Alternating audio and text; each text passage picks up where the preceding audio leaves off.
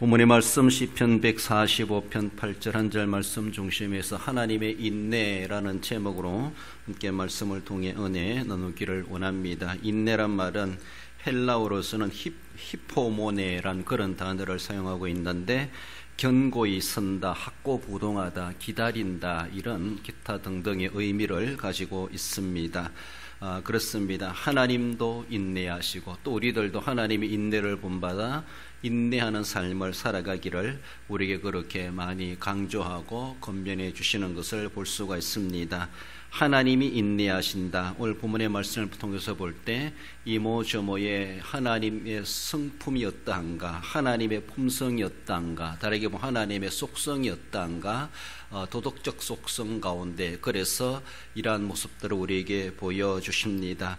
그 하나님의 품성을 우리는 또한 배워가야 되고 하나님의 형상을 입은 우리들로서 하나님의 이런 품성이 우리에게도 다 적게라도 잠재하고 있다는 것을 기억하며 그것을 개발하면서 하나님의 품성에 본받아가고 또 품성에 달하는 그런 자세와 거룩한 욕심을 가지고 우리 자신들을 다듬어가고 우리 하나님을 닮아갈 수 있어야 할 것입니다. 본문에서 말씀해 주시는 것은 바로 우리 하나님은 화내기를 더디하시는 하나님으로 오래 참으신 우리 하나님이심을 분명히 보여주고 있습니다. 하나님은 기뻐하시기도 하시지만은 그러나 때로는 화도 내시는 우리 하나님이십니다.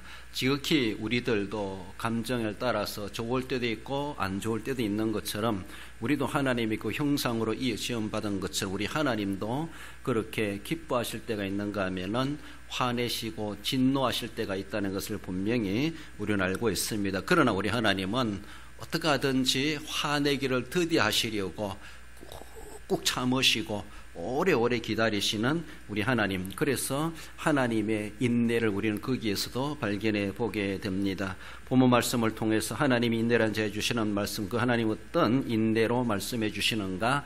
은혜로우신 하나님이심을 말씀합니다.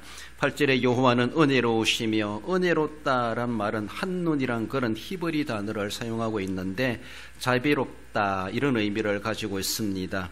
어떻게 보면은 다르게 우아하다, 관대하다 이런 모습으로도 이해될 수 있는데 하나님의 도덕적 거룩한 품성에 따라서 범죄한 인간들에게 심판을 앞두고 나타나시며 경고하실 때 우리 하나님은 회개를 촉구하시는 그런 표현에서 은혜로우신 하나님이시다 그렇게 먼저 말씀해 주십니다. 우리 사람들은 다 죄의 근성을 가지고 있습니다. 언제라도 죄 지을 수 있는 가능성을 가지고 살아가고 있죠. 우리는 원죄를 타고난 우리들입니다. 그렇습니다. 그렇기 때문에 이미 우리는 죄 가운데 잉태되었고 죄 가운데 태어났고 살아가면서 우리가 적극적이든 소극적이든 우리는 죄 짓게 되어져 있습니다. 그러므로 그 죄에서 벗어날 수 없는 세상 가운데 살아가고 있는데 늘 우리는 죄 가운데 살아가는 우리들에게 하나님은 계속해서 말씀하시며 경고하시기도 하십니다. 하나님의 공의의 형벌이 우리에게 임할 수 있다라는 것을 계속해서 강조해 주시면서 그 죄 짓는 우리들을 향하여 하나님은 때로는 화를 내시기도 하시는데 그러나 할 수 있으면 화내기를 더디하시려고 얼마나 하나님이 애쓰시는가라고 하는 것을 우리는 그렇게 생각해 볼 수가 있습니다. 어떻게 하든지 우리 사람들에게 은혜로운 하나님의 그 모습을 우리에게 나타내 주시고 보여주시기 위해서 애쓰시는 하나님이시다라는 것을 우리는 생각해 봐야 됩니다. 그러므로 하나님을 화내게 할 것이 아니라 하나님을 기쁘시게 해야 되는데 우리는 죄의 근성을 가지고 있다 보니까 계속해서 우리는 하나님을 기쁘시게 하기보다는 하나님을 화나게 만드는 일들을 어쩌면 또 숫자로 보면 더 많이 하고 있는 것은 아닌가 우리는 그렇게 생각해 볼 수 있습니다. 그렇다고 하나님이 화를 안 내시는 것이 아닙니다. 하나님이 한번 화를 내시면은 그 누구도 하나님의 그 화를 걷잡을 수가 없고 정말로 말려줄 자도 아무도 없다라고 볼 수 있습니다. 그래서 하나님은 화내기를 참으시고 더디하시고 꾹꾹 꾹꾹 참으시다가 한 번 참으시면은, 한 번 화를 내시면은 속된 말로 폭발하는 것처럼 그 어느 누구도 하나님의 화를 감당할 수 없을 만큼 엄청나게 하나님은 화를 내실 수도 있다라는 것을 우리는 늘 생각해야 됩니다. 결단코 하나님 화 안 내시는 분이 아니라 화를 내신 우리 하나님이십니다. 그러나 화내기를 더디하시고자 하나님 스스로도 얼마나 애쓰시겠는가. 우리는 그런 모습에서 은혜로우신 하나님이시기 때문에 어떻게든 우리에게 은혜롭게 임하시려고 애를 쓰고 계시다는 것을 우리는 생각해야 됩니다. 그러므로 우리도 반대로 볼 때 우리는 죄의 권성을 가지고 있기 때문에 자연스럽게도 죄짓게 되어져 있습니다. 그래서 우리는 은혜로우신 하나님이 우리에게 화내기를 더디하시고 화내려고 애를 쓰신다는 것처럼 우리는 죄 안 지으려고 애를 써야 된다는 것이죠. 가만히 놔두면은 하나님은 화내게 되어 있습니다. 우리도 가만히 놔두면은 내 스스로도 알게 모르게 죄에 빠지게 되어 있고 죄짓게 되어져 있습니다. 그러면은 하나님도 화내는데 자연스럽게 화내시고 우리도 자연스럽게 죄 지으면은 결국 손해보는 우리들이고, 하나님이 화내시면은 결국 우리는 하나님의 징벌을 당할 수밖에 없는 것입니다.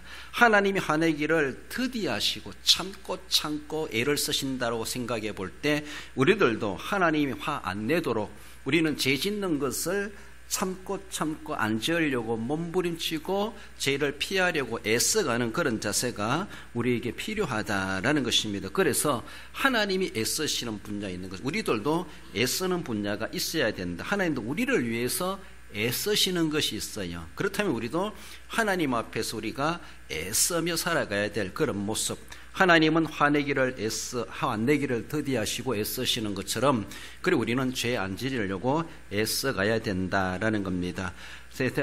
역대하 시험 10장 9절에 보면은 너희 하나님 여호와는 은혜로우시고 자비하신지라 너희가 그에게로 돌아오면 그의 얼굴을 너희에게 돌이키지 아니하시리라 하였더라라고 하시며, 하나님 이 백성들에게 얼굴을 돌리신다라고 하는 두 가지입니다. 우리에게 자비와 은혜를 베푸시기 위해서 그 얼굴을 비추사 얼굴을 비춰주시지만은, 그러나 하나님이 얼굴을 마주칠 때는 진노의 심판으로 임하시는 하나님이실 때도 있습니다. 오늘 본문에서는 그 얼굴을 너희에게 돌이키지 아니하시리라, 은혜로우시고 자비하시기 때문에 그 백성들이 하나님께로 돌아오면은 심판의 얼굴로 다가가시려고 했었던 우리 하나님께서 그 얼굴을 돌이키시겠다라는 것입니다. 그래서 우리에게 다시 한 번 더 돌아올 기회를 제시해 주시고, 그래서 돌아오라, 하나님의 자비하심과 은혜로우심의 근거에서 우리가 그것을 믿고 주님께로 돌아가면은 우리 주님께서는 심판의 얼굴을 우리에게 내밀지 않으시겠다라는 것을 말씀하십니다. 그래서 어떻게 하든지 은혜롭게 우리에게 임하시려고 하신 우리 하나님의 그 마음을 헤아려가며 우리는 절대로 하나님이 우리에게 심판의 얼굴로 다가오지 않으시도록 그렇게 우리는 해드릴 수 있어야 됩니다. 나중에 살펴보았지만 이스라엘 백성들이 가데스 바네아에서 정탐하고 나서 10명의 정탐꾼들이 정말로 하나님의 말씀을 믿지 못하고 애굽으로 돌아가자 이렇게 막 반역을 일으키려고 했을 때, 하나님은 그 백성들을 거기서 다 속된 말로 멸망시키려고 마음먹으시기도 하셨습니다. 그러나 하나님께서는 모세의 기도를 들으셔서 하나님이 그들을 향한 진노를, 하나님은 얼굴을 돌이키십니다. 그래서 진노의 심판을 내리시려고 하다가 모세가 그래도 위하여 기도하는 그 기도를 들으시고 하나님이 그렇게 용서하셨다라는 것을 민수기 14장에서도 그렇게 말씀합니다. 느헤미야서에서도 이스라엘 역사 가운데 하나님 이스라엘을 속된 말로 노아시대처럼 쓸어버리고 끝장내기도 하실 수도 있겠지만은, 하나님은 이 백성들이 하나님을 반복적으로 배신하고 우상숭배하고 또 세상으로 돌아가는 그런 모습 속에서 하나님이 진노하실 수밖에 없으신데, 그래도 하나님은 이 백성들이 이스라엘 백성들을 향하여 긍휼과 자비를 베푸신, 은혜를 베푸신 우리 하나님이시다라고 하는 것을 말씀해 주십니다.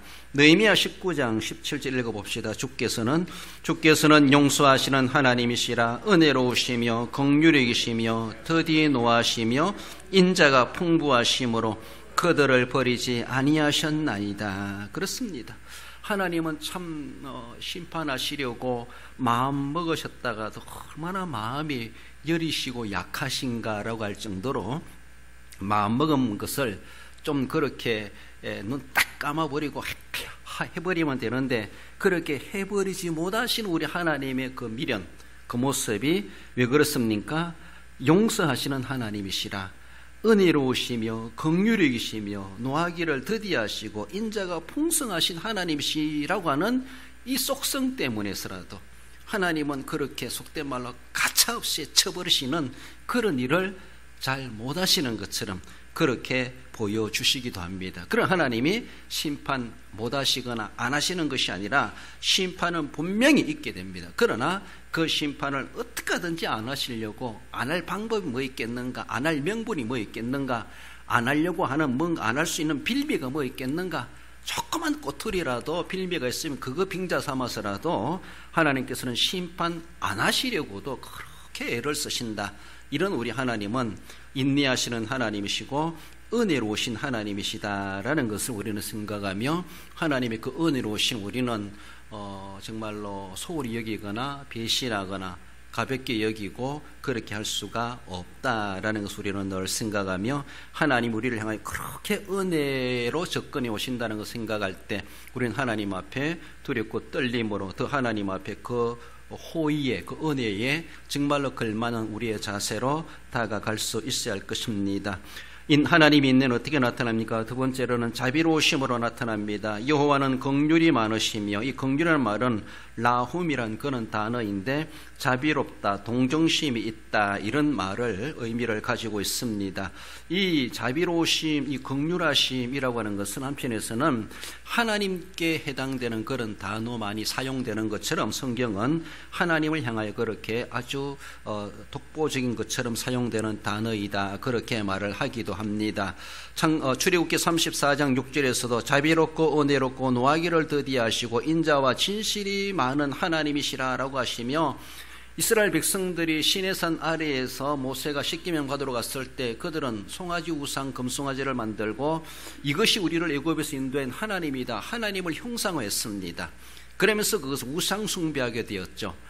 모세가 십계명판을 들고 내려오니까 이상한 일들이 벌어져 가지고 십계명을 던져 깨뜨려 버리는, 정말로 거기서도 또 하나님이 이 백성들을 한번 썰어버리시려고 작정하셨을 때 하나님은 모세의 기도를 들으셔서 그들을 향한 진노를 거두시는 그런 사례를 이야기해 주고 있습니다. 그러면서 모세가 다시 두 번째 십계명을 받으러 시내산에 올라가시면서, 그래서 그 하나님은 바로 두 번째 십계명을 받아오면서 모세를 통해 주시는 말씀은 바로 자비롭고 은혜롭고 노하기를 더디하시고 인자와 진실이 많은 하나님이시라, 그렇게 말하고 있습니다. 아마 그때 하나님께서 심판하실 수 있는 분명한 명분이 있었음에도 불구하고 하나님 심판하지 아니하셨다는 것을 그 당시에 그 백성들이 그것을 실감하게 되죠. 물론 거기에 주동자들의 몇천 명은 그렇게 주동자 관련된 사람들은 그렇게 하나님 앞에 징계받기도 했습니다. 그러나 하나님은 그들만이 아니라 이스라엘 백성 전체를 하나님은 다 썰어버리실 작정까지도 마음먹으시기도 하셨습니다. 그래서 모세의 가정을 통해서 다시 하시겠다 이렇게까지도 마음먹으셨지만은, 그러나 모세가 동의하지 않고 모세가 백성들을 위해서 정말로 생명을 위해서 기도했을 때 하나님은 긍휼을 베풀어 주셨습니다. 그때 실제적으로 적용되는 것이 자비롭고 은혜롭고 노하기를 더디하시고 인자와 진실이 많으신 하나님이시라. 실제적으로 모세나 이 백성들은 거기서 정말로 죽을 수 있는 절호의 기회였고 그런 문제였었는데 하나님이 또 참으셨다라는 것에 대해서 그들은 하나님이 진짜 자비하신 하나님이시다라는 것을 실감하고 경험하지 않았겠는가라는 겁니다. 이런 모습 속에서 참 하나님에 대해서 이렇게 경험한다라면은 하나님을 철저하게 잘 섬겨야 됨에도 불구하고 그러지 못한 것이 우리 인간들이 아닌가. 또 시간 지나고 나면 분위기 달라지고 또 또 옛생활로 되돌아가는 간사한 우리의 모습들, 재성에 남아있다 보니까 경각심을 잃어버리고 또 계속해서 세상으로 돌아가 버리고 하나님 남몰라하는 그런 삶을 살아간 우리의 모습들이 얼마나 정말로 하나님 앞에 불량스러운 모습이 아닌가라는 것입니다. 모세가 이제 이스라엘 백성들을 가나안 땅에 들어가기 전에 모압 평지에서 그들에게 신명기를 통해서 설교하면서 주시는 말씀이 있습니다. 신명기 4장 31절에 보면은 내 하나님 여호와는 자비하신 하나님이시라. 그가 너를 버리지 아니하시며 너를 멸하지 아니하시며 내 조상들에게 맹세하신 언약을 잊지 아니하시리라 라고 하시며, 하나님은 신실하신 하나님, 언약하시는 하나님, 언약을 신실하게 이루시는 하나님이시다라고 하시며, 거기서 하나님은 자비하시다. 그리고 우리를 결단코 버리지 아니하신다. 우리를 멸하지 아니하신다. 왜 그렇습니까? 조상들에게 맹세하신 언약이 있으시다라는 겁니다. 그렇습니다. 하나님은 언약하시는 하나님, 그리고 언약을 분명히 이루시는 하나님이십니다. 언약을 다르게 보면 약속이죠. 약속하시는 하나님, 약속을 깨뜨리신 하나님이 아니시라는 것이죠. 비록 우리가 하나님 앞에 조금 잘못되고 빗나갔다 할지라도 하나님은 자비하시고 은혜로우시고 노하기를 더디하시는 품성으로 우리에게 접근해 오셔가지고 거기에 우리가 은혜 받을 만한 합당하지 못함에도 불구하고 하나님의 자비하심이 우리에게 대입되니까 불량스러운 우리들도 하나님의 자비하심으로 감싸주시는 것이죠. 은혜로 우리를 감싸주십니다. 노하기를 더디하시는 성품으로 우리를 그렇게 대해주시는 것이죠. 그렇습니다. 우리도 상대방이 내게 조금 날카롭게 대하면은 내가 날카롭게 대할 수밖에 없어요. 오는 말이 고야 가는 말이 곧지라고 하면서 그렇잖아요. 그래서 이는 인으로 눈은 눈으로, 이것이 인지상정이라고 볼 수가 있습니다. 근데 우리 하나님께서는 우리들에게 그렇게만 대하시는 하나님이 아니시라 정말로 불량스러운 우리들에게 자비하심으로 대하신다는 것이죠. 하나님은 옛날 조상들에게 약속하신 그 언약을 기억하사 그것을 기억하셔서 그것을 이루시기 위하여서 하나님은 꾹꾹 참으신다는 것이죠. 하나님의 거룩한 품성의 그 자세로 우리에게 다가오니까 불량스러운 우리들이랄지라도 하나님께서는 그 백성들을 포기하거나 버리지 아니하시고 하나님 분명히 그 맹세를 이루어 가시는 우리 하나님이시다라는 것입니다. 너희들이 율례와 법도를 지키면 그 땅을 유업으로 받을 것이요 그 땅에 가서 오래 살리라, 그렇게 이미 약속하신 바가 있습니다. 그렇다고 해서 그들이 행위적으로 그렇게 했느냐? 그렇지 못하다 할지라도 오늘 본문의 모세를 통해서 주시는 하나님의 그 약속을 지키시는 원초적인 근거는 이들이 그렇게 율례와 법도를 잘 지켰다, 그것이기보다 하나님의 약속, 그 언약의 근거에서 그래도 이들이 잘 지키지 못했다 할지라도 하나님이 속된 말로 정상참작 봐주시는 그것이 크게 나타나셔서 하나님 분명히 그들을 그렇게 가나안 땅에 들어가게 하신다. 하나님은 언약하시고 언약을 이루시는 하나님이심을 분명히 그렇게 말씀하십니다. 여러분, 우리가 예수님을 믿어 구원받는다, 예수님의 십자가 언약을 통해서 우리에게 말씀해 주셨습니다. 누구든지 예수님을 구세주로 영접하여 믿으면 하나님의 자녀의 권세를 주신다고 말씀하셨습니다. 그 은혜로 말미암아 구원을 얻었나니 하나님께서 우리에게 구원을 주셨습니다. 우리는 얻었고 받았고, 그래서 그를 믿음으로 구원받는 것은 하나님의 언약입니다. 우리가 잘 믿어들여가지고 그 믿음을 보시고 우리를 구원해 주시는 것이 아니라 하나님은 우리에게 구원해 주시겠다, 하나님이 언약해 주셨어요. 언약해 주셨고 우리를 선택하셨고 언약해 주셨고, 그러므로 말미암아 하나님의 약속, 하나님께서 스스로 약속하신 그 약속을 깨뜨리지 아니하시고 지켜가심으로 인해서 우리가 예수님이 우리를 위해서 그렇게 죽으시고 구속하셨다는 것을 우리가 인정하는 그것을 믿음으로 받아주신다는 것입니다. 그 믿음을 만약에 무게를 단다거나 그 믿음의 성분을 우리가 이렇게 검사해 본다라면은 오리지널일까요? 100% 순도 믿음일까요? 그 믿음이 어떻게 보면은 어쩌면은 가식적인 믿음일 수도 있어요. 그 믿음으로 구원받는다고 하니, 우리가 가지고 믿음으로 구원받는다고 하시면 그 믿음이 정말로 진짜 구원받을 만한 믿음이겠는가? 순도로 바라볼 때 불순물이 얼마나 많이 섞여 있겠는가 우리는 생각해 봐야 돼요. 사실은요, 진짜로 유일신 구세주 예수 그리스도를 제대로 믿고 있는가 생각해 볼 때 우리의 그 행위적인 믿음으로 말미암아 구원받는다는 것은 불가능하다고 볼 수가 있어요. 우리를 그런 믿음이라 할지라도 하나님은 그래도 너가 믿고 있구나 하나님이 간주해 주신다는 것이죠. 하나님 내 믿음을 인정해 주신다는 것이죠. 인정받을 만한 성분이 그렇게 합당하지도 못할 수가 있어요. 그럼에도 불구하고 하나님은 속된 말로 크게 말한다면 믿는 채 해는 하니까 그 믿는 채 하는 것이라도 하나님은 귀하게 보신다는 것이죠. 그렇습니다. 그러므로 하나님은 우리를 구원해 주시겠다 언약하신 십자가를 바라보는 자, 장대의 노뱀을 바라보는 자 살리라 말씀하시는 것처럼 예수님을 나의 구주 나의 하나님으로 바라보고 인정하고 믿는 그에게 우리의 믿음이 좀 불량스럽다 할지라도 하나님 그 믿음을 인정해 주신다는 것이죠. 왜? 하나님의 구원해 주시겠다 언약하심의 근거에서 우리를 그냥 봐주시는 거예요. 그리고 그 믿고 구원받았다 하면서 살아가는 우리 믿음의 삶도 바라볼 때에 진짜 천국 갈 만한 믿음을 우리가 가지고 살아가는 거 행위적인 모습에서 진짜 천국의 영생을 우리가 소망하며 이미 획득하여 받았다라고 생각하고 살아간다면 우리는 정말 하나님 앞에 완벽하게 올인하며 살아가야 되는데 그러하지 못하고 우리에게 재성이 있다 보니까 세상 것들을 누리고 하나님 것들도 누리고 양다리 걸쳐 살아갈 때가 얼마나 많은가.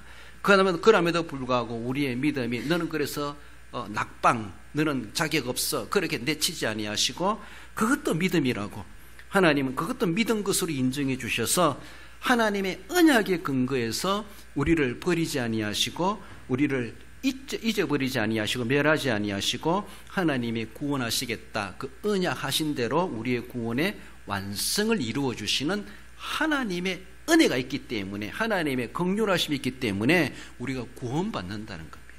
우리가 믿음의 행위로 100% 구원받을 믿음이 우리가 행위적인 모습이 있었기 때문에가 아니라 하나님의 자비하심이 우리 그 모습 믿음이라도 받아주신다는 것이죠. 어떤 근거로? 하나님의 자비하신 그 마음이 하나님의 긍휼하심의 그 마음이 우리를 그렇게 받아주신다는 것입니다. 그래서 우리까지라도 그럼에도 불구하고 구원받는다는 겁니다. 그렇습니다. 그러므로 우리 하나님께서 우리를 구원해 주시겠다 약속하신 그 약속을 믿고 나는 하나님의 은혜로 언약하신 대로 나는 구원받는다. 구원의 확신을 가지고 믿음을 가지고 어떻게 하든지 이제는 그 믿음대로 정말로 그 믿음의 순수함을 가지고 하나님을 믿고 살아가려고 몸부림쳐가는 것은 구원의 확신이 있을수록 구원의 능력을 입을수록 하나님 우리의 구원하신 것을 믿음을 가질수록 우리는 더 정확하게 더 바르게 행위적인 모습에서도 삶의 모습에서도 그렇게 살아갈 수가 있습니다. 결단코 십자가로 구속하신 그 언약이 헛되지 아니하시고 그것을 우리가 마음속에 영접하여 믿으면은 하나님이 언약하신 바대로 우리가 어떤 처지에 놓였든지 간에 버리지 아니하시고 우리를 잊지 아니하시고 이루어 가시는 우리 하나님이시다라는 것을 모세를 통해서 신명기 4장을 통해서 우리에게도 말씀해 주십니다. 하나님께서 요나에게 니네에 가서 외치라 회개하지 않으면은 망할 것이다 라고 그렇게 했을 때에 요나가 가서 가기 싫었지만 억지로 가가지고 쑥 지나가면서 하나님이 멸망시킨다더라 회개하라 이 소리 한마디 하니까 왕으로부터 짐승이 이르기까지 금식하며 회개했다 그랬어요. 그래서 하나님께서 그 도성을 향하여 진노를 베푸시려 하시다가 돌이키셨다 그렇게 말했을 때 요나가 화를 내는 것을 볼 수가 있죠. 요나서 4장 2절에 보면은 주께서는 은혜로우시며 자비로우시며 노하기를 더디하시며 인애가 크시사 뜻을 돌이켜 재앙을 내리지 아니하시는 하나님이신 줄을 내가 알았음이니이다. 요나의 불평이에요. 요나가 불평이에요. 하나님 참 이럴 줄 알았습니다. 그래서 솔직히 말해 나는 오고 싶지도 않았습니다. 하나님께서 정말로 니느웨 성 저 은수의 나라 저 아수르의 나라 은수의 나라 좀 이번에 하나님 딱 치시면 얼마나 좋았겠는가 막 멸망당하기를 도리어 내심 바라고 있었는데 그들이 회개하는 모습을 보며 하나님이 그렇게 노를 거두셨다라는 것에 대해서 등굴나무 그늘 앞에 앉아 있으면서 요나가 하나님께 불평을 털어놓는 내용이 요나서 4장 2절의 말씀입니다. 하나님이 은혜로우심에 대해서 불평을 하고 있어요. 하나님이 자비로우심에 대해서 요나는 불평하고 있어요. 하나님의 노하기를 더디하심에 대해서 인애가 크심에 대해서 요나는 불평하고 있어요. 하나님 니네를 향하여서는 은혜로우시면 안 되고 자비로우시면 안 되고 노하기를 더디하시면 안 됩니다. 이건데 그러게 되기를 바라는데 하나님 그럴 줄 알았습니다. 하나님은 은혜로우시고 자비로우시고 노하기를 더디하시고 인애가 크신 하나님이시기 때문에 재앙을 안 내리실 줄 알았습니다. 이러면서 좀 비아냥거리는 그런 불평의 소리를 요나가 하나님 앞에 털어놓는 그 내용입니다. 거기서 자기의 고백으로 바라볼 때 하나님은 은혜로우시다 자비로우시다 노하기를 더디하시고 인애가 크시다라고 하면서 그래서 하나님은 재앙 내리시기를 그렇게 꺼려하시고 그리고 내리시려고 마음먹었으면 내리면 되는데 안 내리니까 새벽에도 말씀드린 것처럼 하나님은 변덕쟁이 하나님 이렇게 말하는 것처럼 하려고 마음먹으셨으면 좀 화끈하게 해버렸으면 얼마나 좋을까. 그래서 지구상에서 이 니느웨란 도성이 딱 사라져버리면 우리 북이스라엘이 저들에게 도전을 받지 않고 공격을 받지 않고 피해를 당하지 않고 정말로 보란듯이 우리가 좀 편안하게 살아갈 텐데 저 니느웨가 있음으로 인하여서 우리 북이스라엘 이렇게 계속해서 호시탄탄 어려움을 당하고 있는데 하나님의 나라 이스라엘을 저렇게 괴롭히는 저들을 그냥 내두신다고 어쩌면 망하기를 내심 바랐지만 그러나 그 백성들에게까지도 하나님은 은혜로 자비로 노하기로 더디하심으로 크신 인애하심으로 하나님이 접근해 가셨을 때 그들이 정말로 회개했다고 하시면 그 회개가 진짜 용서받을 만한 회개가 되겠는가. 그럼에도 불구하고 그거 빌미를 삼아가지고 하나님은 화를 안 내리신 것이죠. 재앙을 안 내리신 것이죠. 그래서 그들이 회개하는 그 모습만 본다 할지라도 정말로 하나님은 그것을 하나의 거룩한 빌미로 삼고 용서의 명분으로 삼고 하나님은 그 니느웨 성에 재앙을 내리지 아니하셨다라는 거예요. 우리가 생각해 볼 때도 저 북한 땅을 하나님 왜 그냥 내버려 두시겠는가. 복음통을 이루시기 위해서는 저 악한 악의 우두머리들을 하나님이 하룻밤 사이에 탁 아니면 번개라도 쳐가지고 머리 맞게 하시고 졸도하게 만들고 세상에 그런 일 일어나는 거 보면은 좀 그런 사람들 하나님이 좀 한방이고만 하룻밤 사이 하루아침 끓이로고만 해결해 주시면은 얼마나 좋겠는가 이런 생각이 들어요. 우리 하나님 만약에 자비로우신 하나님이 아니시라면은 그렇게 하실 거예요. 그렇게 하실 거예요. 정말 쏙 시원하게 노아 시대처럼 눈 딱 감아버리고 완전 싹 썰어버리고 지구상에 그런 사람이 없도록 하나님이 하실 수도 있으시지 않으시겠는가.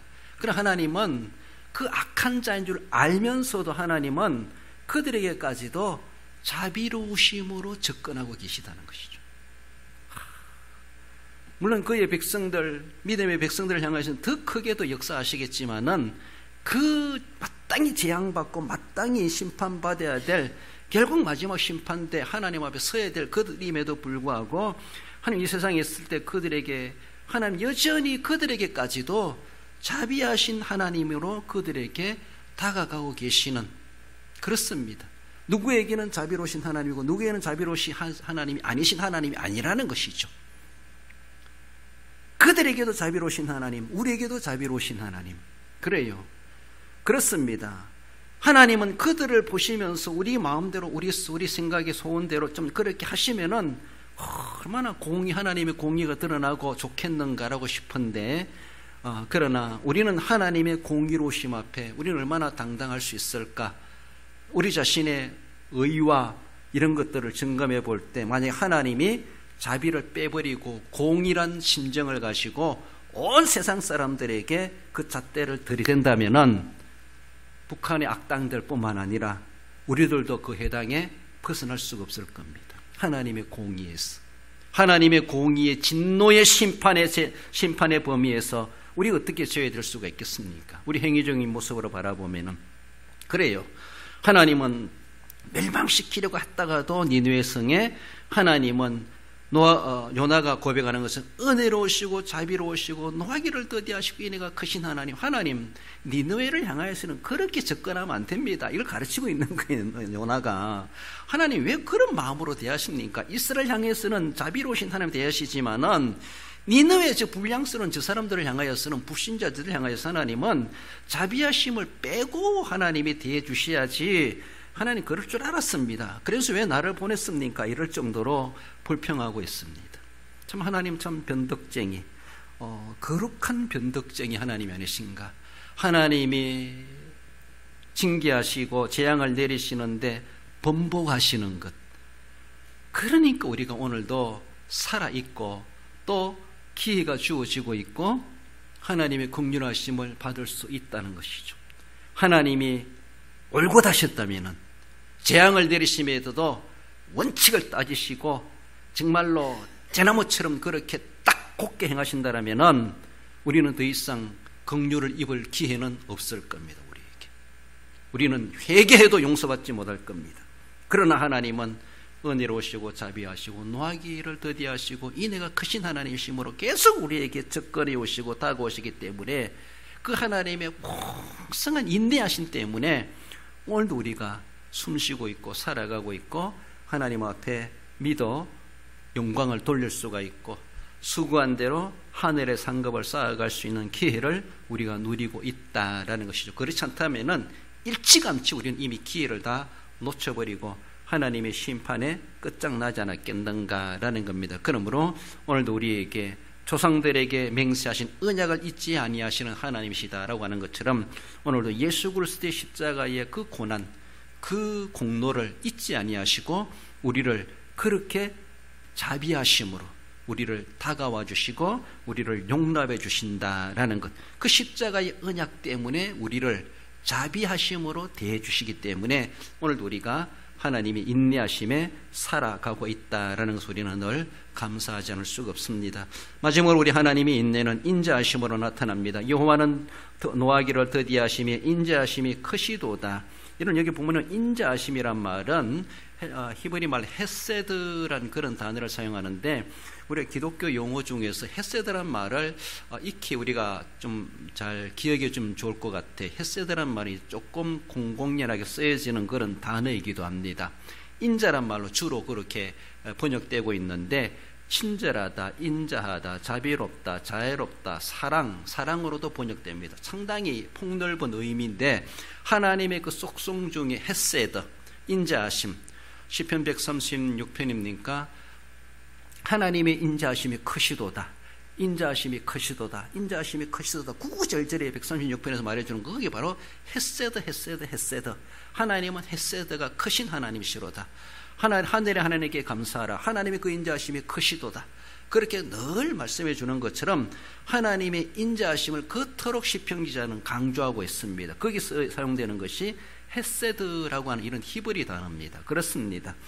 단어는 어떤 은혜로우시다, 자비로우시다, 긍휼이 많으신 이 모든 말씀이 한편에 이 헤세드의 말에 다 포함되어 있다라고 그렇게 폭넓게 볼 수가 있습니다. 바로 하나님은 인자하신 우리 하나님이시다라는 겁니다. 소돔과 고모라가 멸망당했을 때 정말 하나님이 심판하신다는 것을 성경상에 정말로 표본으로 보여준 심판이 노아 시대 홍수 심판, 아브라함 시대의 소돔과 고모라 심판이 정말로 완전히 끝장내버린 그런 심판의 일면의 모습을 보여주지 않습니까? 그래서 최후의 심판은 그거보다 더 완벽한 심판이 될 수도 있다고 볼 수가 있는데 그 소돔과 고모라에서 그래도 극적으로 구원받은 롯이 있습니다. 롯의 가정. 그 롯이 소돔과 고모라에 멸망할 때 구사일생으로 벗어나게 되죠. 그때 롯이 하나님 앞에 고백하는 내용이 뭔가 하면은 창세기 19장 19절에 보면은 주의 종이 주께 은혜를 입었고 주께서 큰 인자를 내게 베푸사 내 생명을 구원하여 싸우니 라고 말하고 있습니다. 하나님의 인자하심을 내게 베푸셔서 내가 유황불이 떨어지는 그 소돔과 고모라 성에서 내 생명을 구원해 주셨습니다. 하나님의 구원하심의 근거가 어디 있는가? 하나님이 인자하심이 크게 롯의 가족들에게 임하여 주심으로 그 인자하심 때문에 내가 구원받았습니다. 그것을 롯이 그 재앙에서 벗어나고 나서 도망가면서 하나님 앞에 고백하고 간구하는 그런 내용을 그렇게 말씀해 줍니다. 맞습니다. 하나님의 인자하심 때문에 롯이 거기서도 똑같이 멸망당할 수밖에 없었습니다. 그래도 아브라함의 기도가 있었기 때문에서라도 롯을 의인으로 인정해 주시지 않았겠는가라고 볼 수가 있고, 그러나 하나님의 인자하심 때문에 어쩌면 롯이 그 가정이 그나마도 정말로 헐헐단신이랄지라도 맨몸으로라도 그렇게 생명을 구원받을 수 있지 않았겠는가. 하나님의 인자하심에 자기의 구원의 근거가 있다라고 하는 것을 고백합니다. 아브라함의 늙은 종이 하란에 가서 이삭의 아내감을 구해오라고 아브라함이 심부름 보냈을 때 그 종이 가면서 하나님 앞에 기도하지 않습니까? 하나님 나라로 하여금 순적한 길을 주시고 가서 잘 일이 해결되게 해달라고 하나님 앞에 기도하는 그 아브라함의 종이 있습니다. 그래서 가서 하란에 가서 리브가를 만나며 그 가정에 들어가고 가서 그가 하나님 앞에 감사하는 내용이 나옵니다. 창세기 24장 20절에 보면은 나의 주인에게 주의 사랑과 성실을 그치지 아니하였사오며, 여기서 사랑이란 말이 헤세드란 단어입니다. 헤세드. 여기서 사랑이란 단어로 번역되고 있는데, 나의 주인에게 주의 사랑과 성실을 그치지 아니하였사오며 라고 하며, 그 종이 그 라반의 집에 가가지고 리브가를 만나면서 하나님의 이렇게 헤세드, 하나님의 인자하심이 우리 이 주인 아브라함에게 임하셨고, 뿐만 아니라 나의 발걸음을 딴 길로 가지 아니하고 만나야 될 그 사람의 집으로 하나님 인도해 주셨구나라고 하며, 그 하나님의 인자하심에 대해서 그토록 감사하고 감격해하는, 감탄하면서 하나님 앞에 찬송하며 기도하는 그런 내용이 바로 창세기 24장 27절의 그런 모습. 나의 주인에게 주의 사랑과 성실을 그치지 아니하였사오며, 하나님의 그 인자하심을 그렇게 실감하고 또 체험하고 있는 것을 봅니다. 요셉이 감옥에 있을 때에 감옥에 들어갔죠. 거기 가서 그가 그래도 보디발의 집에서도 가정 총무가 되었고, 또 원치 않게도 죄의 누명을 써가지고 감옥에 들어갔을 때도 요셉이 상당히 성실했죠. 그래서 거기에서 다른 간수들에게 인정을 받게 되고 제수들에게도 인정을 받는 그런 모습 속에서 고백해 주는 그런 내용이 있습니다. 창세기 39장 21절에 보면 여호와께서 요셉과 함께 하시고 그에게 인자를 더하사 간수장에게 은혜를 받게 하시매. 개인적으로 요셉은 그 어디를 가든지 정말 불평하지 아니하고 살아계신 하나님을 의지하고 믿음의 자세로 거기에 성실하게 임해갔습니다. 성실하게 임해가는 그 원론적인 근거가 어디 있는가 하면은 하나님의 인자하심이 계속해서 요셉에게 임하여 주셨다는 것이죠. 그가 아버지 품에 있으면서 채색옷을 입고 살아갈 때뿐만 아니라 정말 노예로 팔려가고 보디발의 집에 가고 죄의 누명을 써가지고 죄수가 된다 할지라도 하나님은 그애가 어떤 신분에 처하든지 간에 어떤 인생의 바닥에 떨어지든지 간에 하나님은 요셉에 계속 인자를 베푸셨어요. 그러니까 요셉은 하나님의 그 인자하심의 성품을 감싸갖고 받아가면서 어떤 억울한 일을 당해도 그는 정말로 잘못되지 아니하고 하나님의 인자하심이 요셉을 감싸고 계셨다는 것이죠. 그래가지고 어디를 가든지 인정받는 사람이 되었고, 어디를 가든지 그는 하나님의 인자를 정말 실감하고 느끼는지 모르지만은 살아계신 하나님을 인정하며 종살이 하든지 감옥에 감옥생활을 하든지 어떤 신분이든지 간에 그는 아주 모든 사람들에게 인정받을 만큼 그렇게 성실한 모습을 가지고 살아갈 수가 있었다라는 것.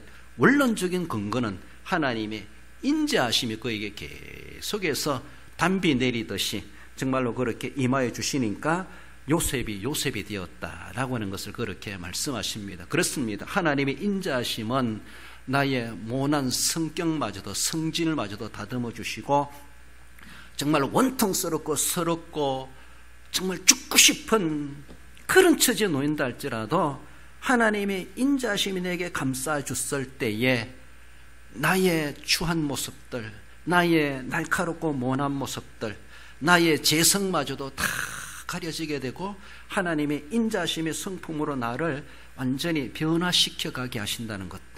이것이 요셉을 통해서 우리가 배울 수가 있습니다. 그래서 우리가 간구하여 기도 제목 하나 있다라면 하나님의 인자하심으로 나에게 더하여 주시옵소서. 요셉을 하나님이 인자하심으로 더하여 주셔서 주변 사람들에게 은혜를 있게 하셨던 것처럼 하나님이 나에게 인자하심이 끊이지 아니하고 하나님의 새벽 이슬처럼 그렇게 임하여 주실 때에 나는 하나님이 인자신 때문에서도 인간관계, 대인관계, 물질관계, 사회생활, 직장생활 어떤 일을 하든지 간에 어디를 가든지 남들이 뭘 한다 할지라도 누명을 씌움을 당한다 할지라도 오해를 받는다 할지라도 거기 가서 또 신실한 사람이 되고 결국 하나님은 들어서실 때 쓰시는 그 길로 하나님은 이끌어 가신다라는 것을 생각해 볼 때 하나님의 인자하심이 내게 임하여 주시옵소서. 내게도 풍성한 인자하심으로 내게 오 주시옵소서. 우리 하나님 우리는 모셔드리고 그것을 갈망하는 우리의 자세가 필요하다라는 겁니다. 하나님의 섭리하심, 하나님의 인내하심, 하나님의 용서하심, 하나님의 구원하심은 하나님의 거룩한 속성에 로부터 우리에게 주어집니다. 오늘 본문에 은혜로우시고 자비로우시고 인자하신 하나님이시기 때문에 그 하나님이 내 죄도 용서해 주시고 내가 하나님 앞에 진노의 심판을 당할 수밖에 없지만 하나님의 은혜로우시고 자비로우시고 인자하신 그것 때문에 하나님은 꾹꾹 참으시고 다시 기회를 주시고 다시 우리의 삶의 환경을 허락해 주시는 우리 하나님, 그뿐만 아니라 그래서 요셉처럼 하나님 인자하심을 도와서 어디를 가든지 은혜 입은 자가 은혜 입는 자가 되고 승승장구하게 하시는 하나님의 은혜가 있다라는 것을 우리는 늘 기억하며 지금까지 살아온 것도 하나님의 인내하심에 근거 있고 지금도 앞으로도 하나님의 인내하심 없이는 우리는 살아갈 수 없다라는 것을 늘 생각하며 하나님의 인내하심을 우리는 늘 배워가고 우리의 삶 속에서도 하나님께도 인내하고 교회에서도 인내하고 인간관계에서도 인내하고 또 무슨 일을 하면서도 인내하고 그래서 하나님도 인내하시지 하나님도 은혜로우시고 자비로우시고 인자하시지 우린 그 하나님의 품성을 우리도 본받아가면서 우리 하나님처럼 아름다운 모습 속에 어쩌면 나를 그렇게 빼닮았니 우리 하나님 앞에 인정받는 우리의 모습들이 되어야 할 것입니다. 결론적으로 읽어봅시다. 은혜로우시며 자비하시며 인자가 크신 하나님이심에 감사 찬양드리며 하나님의 성품을 본받아 더 성숙되고 발전하여 하나님의 기대하심에 합당하고 하나님의 뜻을 세상에 펼치며 사는 성도가 됩니다. 이런 하나님의 은혜와 자비와 인자하심이 풍성하셔서 우리 하나님을 꼭 빼닮아 가시고 하나님의 기대하심대로 귀중하게 이 세상에 하나님의 놀라우신 성품을 펼쳐가시며 쓰임 받으시는 우리 성도 여러분들 되시기를 주님의 이름으로 축원드립니다.